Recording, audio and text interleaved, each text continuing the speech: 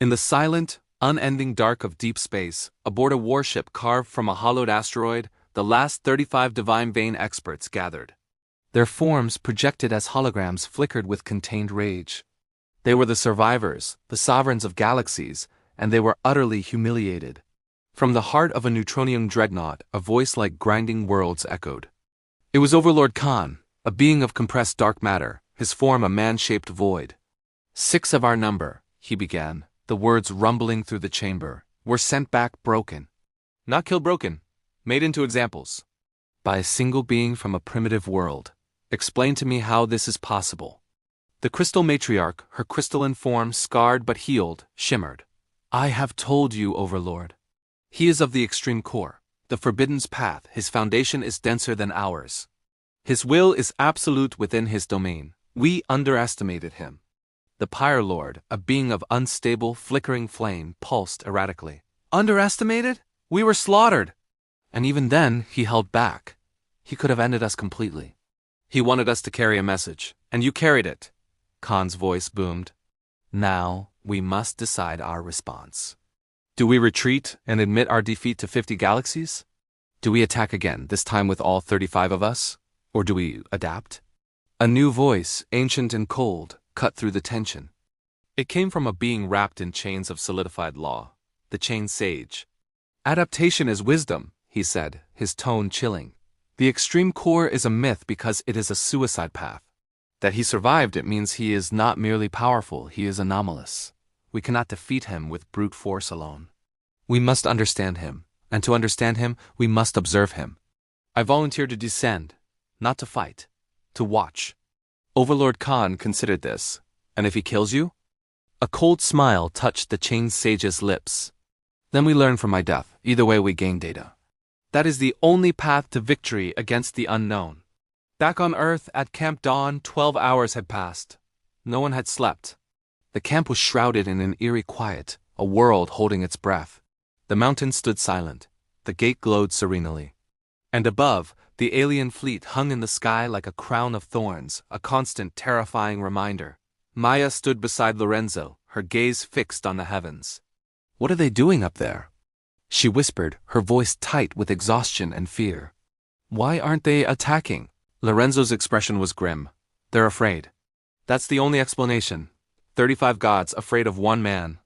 Maya shook her head. Not afraid, calculating. They're trying to figure out how to kill something that shouldn't exist. This is Ascension, Year 0, Episode 10. Inside his private realm, Kai sat in meditation, but his awareness was stretched across the globe, focused on the silent fleet in orbit. Before him, his nascent soul floated, a perfect, miniature version of himself, processing the situation at speeds beyond mortal comprehension. Master, the domain steward's voice echoed in the space. One of the 35 signatures is descending.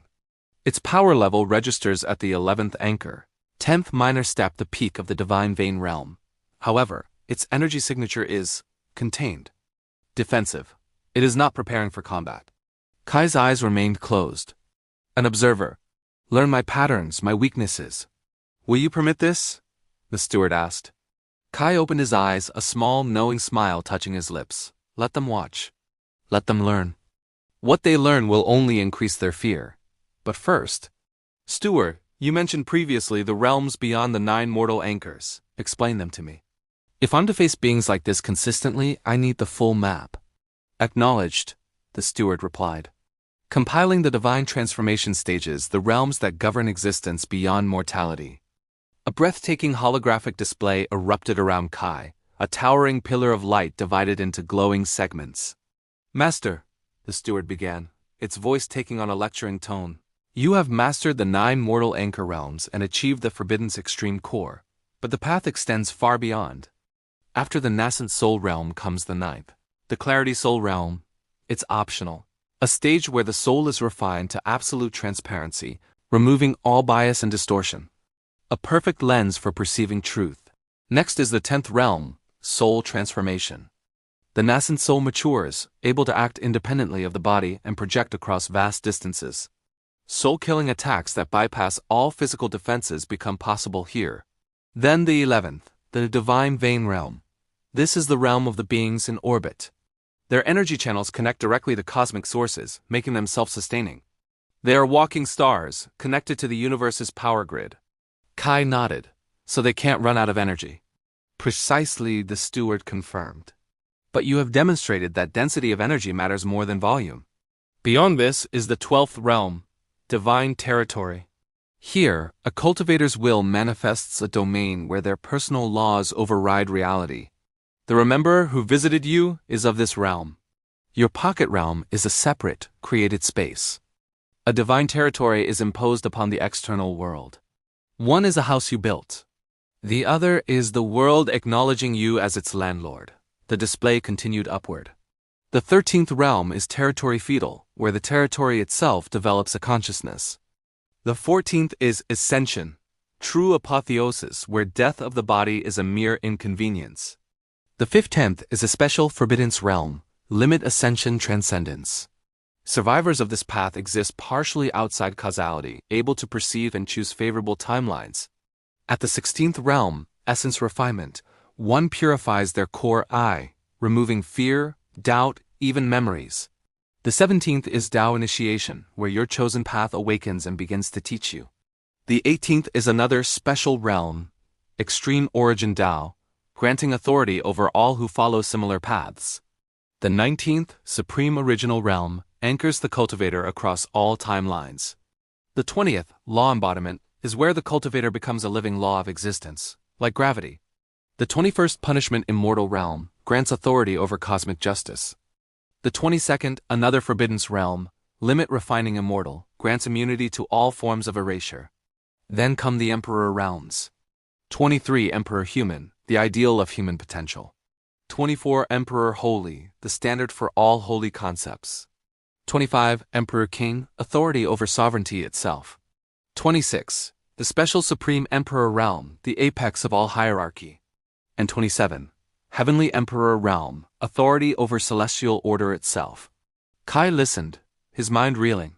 Finally, the steward continued, the human god realm, the law Tao god realm, the origin Tao god realm, domain expansion god realm, and its special variant, true domain expansion.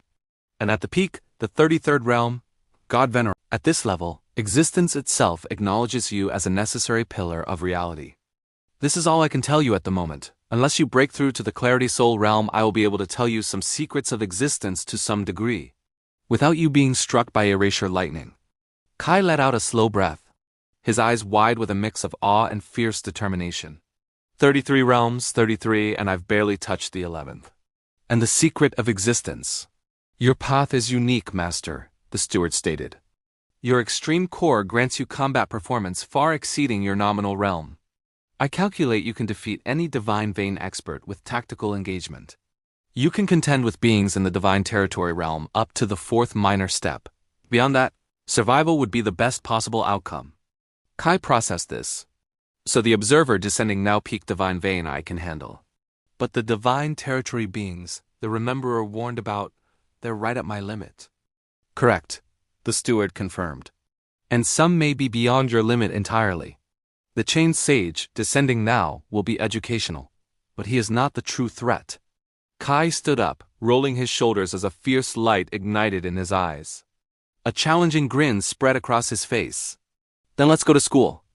On the vast, shimmering expanse of the glassed plains, a new figure materialized. It descended with an unnatural gentleness, its feet touching the mirrored surface 50 meters from the colossal gate without a sound. This was the chained sage, an entity that radiated an aura of antiquity. His form was almost entirely obscured by a shroud of chains, each one pulsing with a soft internal light. They weren't crude iron links of imprisonment, but intricate glowing bands of captured cosmic laws. He stood motionless, his patience as profound and unyielding as stone, simply waiting. Miles away, in the makeshift command center of Camp Dawn, every screen and lens was focused on this new arrival. Maya and her team watched, their faces etched with a mixture of awe and apprehension. Finn, his eyes glued to a magnified view, was the first to speak, his voice a low whisper. Another one. But this one is different. Look at those chains. They're not restraints, they're trophies. Each one is a concept he's mastered. Grace, monitoring the energy readings, added her observation. His power levels are off the charts, but he's not aggressive, he's just standing there, waiting. Maya leaned forward, her tactical mind racing. He's waiting for an invitation, or permission. This one respects protocol. This one is dangerous in a whole new way. As if responding to their thoughts, a section of the distant mountain cliff face slid away, revealing a dark passage. From it, Kai emerged. He walked with a calm, unhurried gait across the glassed plains, his every step confident and measured. He closed the distance, stopping a mere 20 meters from the sage, close enough for a conversation, yet far enough for the brutal calculus of combat. The chained sage performed a gesture of profound respect, bowing so low that his chains chimed together like a celestial wind chime. His voice, when it came, was ancient and resonant, echoing across the plains. "Sovereign of Terra, I am called the Chained Sage. I come to you as an observer, not a warrior. May I have permission to witness this world and its new master?" Kai stood straight, his gaze piercing. His omniversal understanding was already at work, deciphering the essence of every glowing chain, reading the history of the being before him. "You're the strongest of them. Your power has reached the peak of the divine vein realm. Yet you bow, and you ask for permission. Why?" The sage straightened slowly, his gaze meeting Kai's without fear. "Because strength is not the only measure of worth. True wisdom is knowing when strength is insufficient. I have lived long enough to recognize the exceptional. And you, Sovereign, are exceptional. I wish to understand why." Kai considered this. "And if I refuse your observation?" "Then I will leave," the sage replied without hesitation. "I did not come to fight, I came to learn. There are others who will come to fight soon. I am insurance. I am the knowledge to be carried back to my people if and when they fail." A genuine, rare smile touched Kai's lips. "Honest. I appreciate that." "Very well, you may observe, ask your questions. I will answer what I can." And so an extraordinary scene unfolded. The two beings sat, cross-legged, upon the glassed plains of a recovering earth. One, the young sovereign of a newborn era. The other, an ancient cosmic scholar. Two gods having a quiet conversation, while 34 other powerful entities watched from orbit, and a camp of human survivors held their breath from miles away. The sage began. "The extreme core, you have shattered it 9 times. It is a process that guarantees annihilation. How did you survive even the first?" Kai's gaze drifted to the horizon. "I didn't know it was supposed to kill me. Perhaps it was ignorance. Or maybe just stubbornness. I refused to die." The sage nodded, absorbing the answer. "And the 5th shattering? That is the midpoint, the great filter where all who attempt this path inevitably fail." Kai paused, a flicker of memory crossing his face. "The 5th, that's when everything changed. I realized I couldn't force it. I stopped being the one who shattered the core. I became the shattering itself. I stopped fighting the process and started accepting it. The core wanted to break. I let it. And then I rebuilt myself from the pieces." The sage's ancient eyes widened in disbelief. You surrendered to the process? That's not in any text. Every record, every scripture says the cultivator must dominate the core, bend it to their will." "The records are wrong," Kai stated simply. "You cannot dominate infinity. You can only become a part of it." As he spoke, the chains on the sage's body vibrated with a low hum, recording every word, every nuance, every micro-expression. This data was more valuable than any treasure in the known universe. "Your Tao," the sage pressed on. "What is it? What path do you follow?" Kai's answer was clear and immediate. Creation, sovereignty, order, and evolution. 4 principles, 1 truth: I build, I protect, I grow, I become. The sage was silent for a long time, processing. That is a Tao of infinite potential. That is not a path, it is a genesis. You are not walking a road that has been laid. You are building the road as you walk. It's the only way to travel, Kai said, when the map doesn't exist. You know that greater powers are coming, the sage stated, his tone serious. Beings of the divine territory. Territory feudal, even ascension. Some will seek an alliance with you. Some will seek to consume you and your world. How will you choose between them? Kai's eyes found the distant, barely visible speck on the horizon that was camped on. I will choose the same way I choose everything, by what serves creation, not destruction. By what protects life, not what exploits it. Any being that comes to this world with peaceful intent will find a peaceful reception. Any being that comes to consume or destroy will find me. And if they are simply too powerful, the sage asked, if their strength is beyond your limit? A slow, dangerous smile spread across Kai's face. Then I will find a way to exceed my limit. I've done it before, 9 times. The chained sage rose to his feet, the soft chiming of his chains echoing his movement. He bowed again, deeper this time. I have learned enough, more than I had ever hoped. I will return to the fleet and report what I have seen. Some will listen to reason, some will not. Those who don't, I will remember them for you. As the sage began to rise, Kai stood as well. One question before you go. The Rememberer warned me that others were coming, beings greater than you, those in the divine territory. How many, and how soon? The sage hesitated for a moment, a rare flicker of uncertainty. My senses are not perfect, but I have detected at least 7 signatures approaching from deep space. They move through dimensional folds, not normal space. Their arrival is variable. Weeks at most, days at least. One of them, the one I sense most clearly, is at the 3rd minor step of the divine territory realm. He calls himself the Arbiter.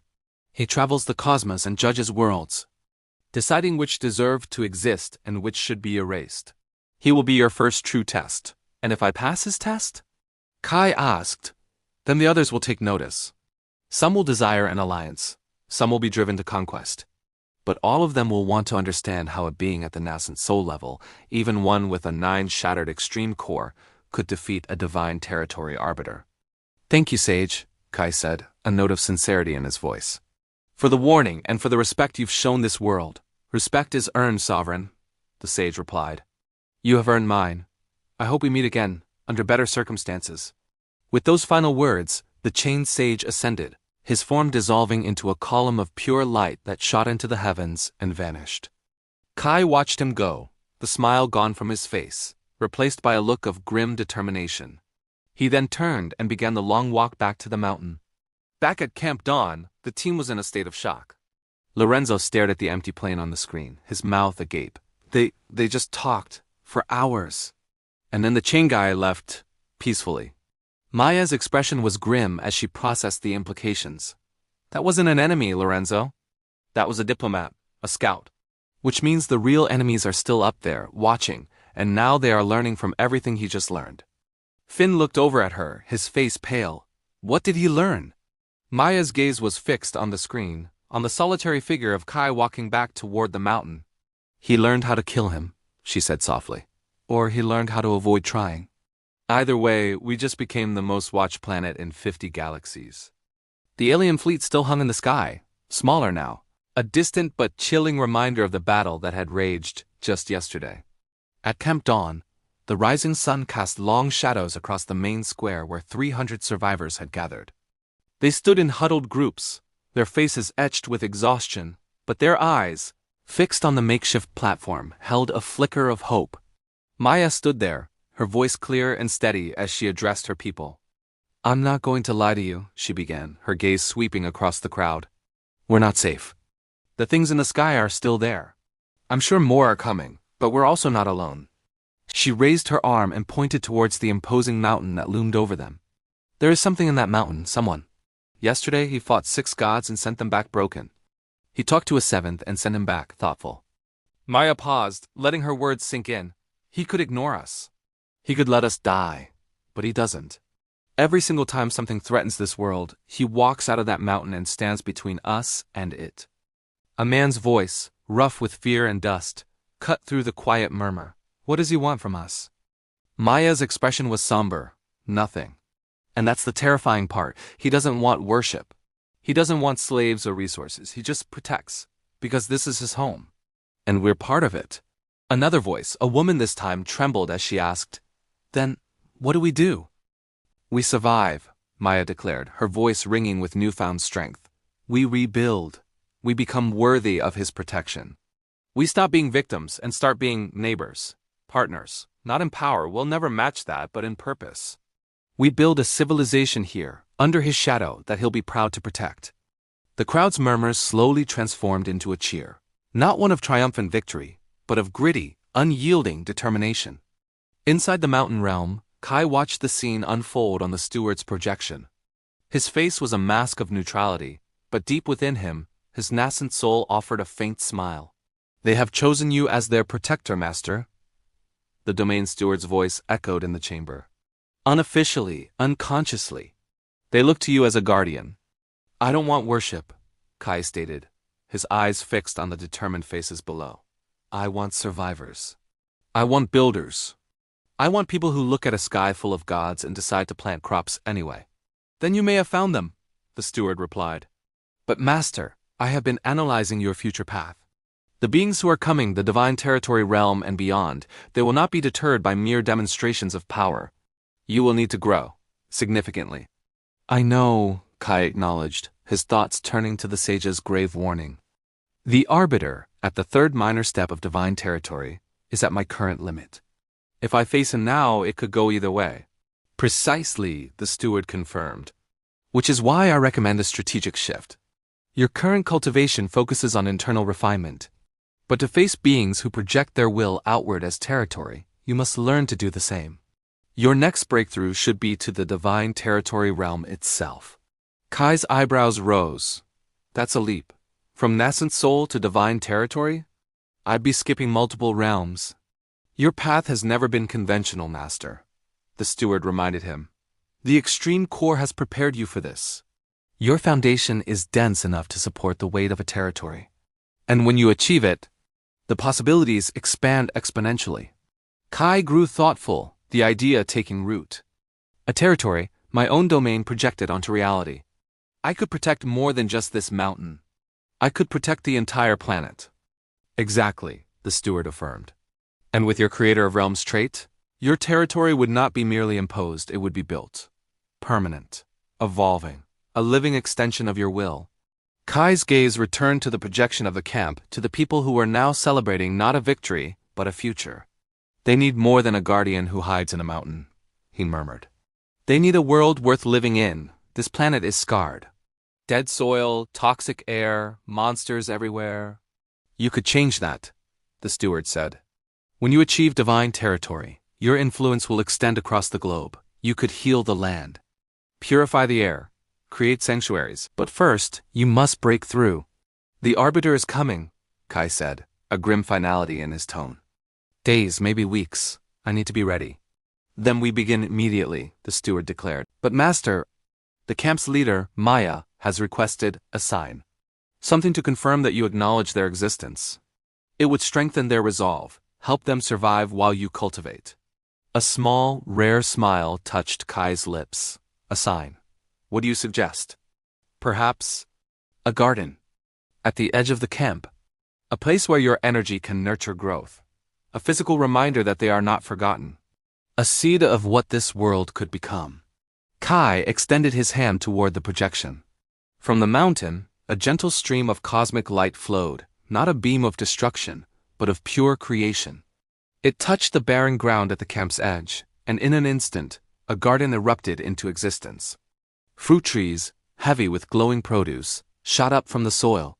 Flowers and colors never before seen on earth blossomed in a riot of life.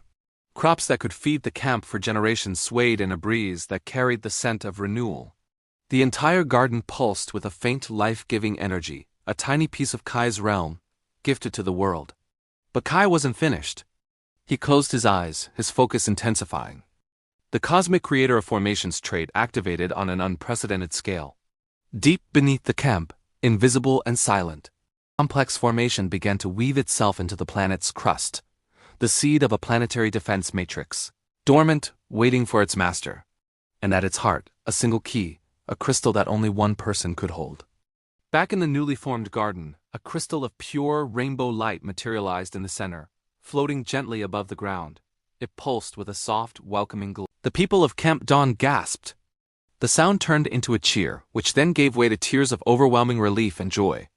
Children, laughing, ran into the garden, their small hands touching the impossible flowers and glowing fruit. Adults fell to their knees, some in prayer, others simply overcome with gratitude.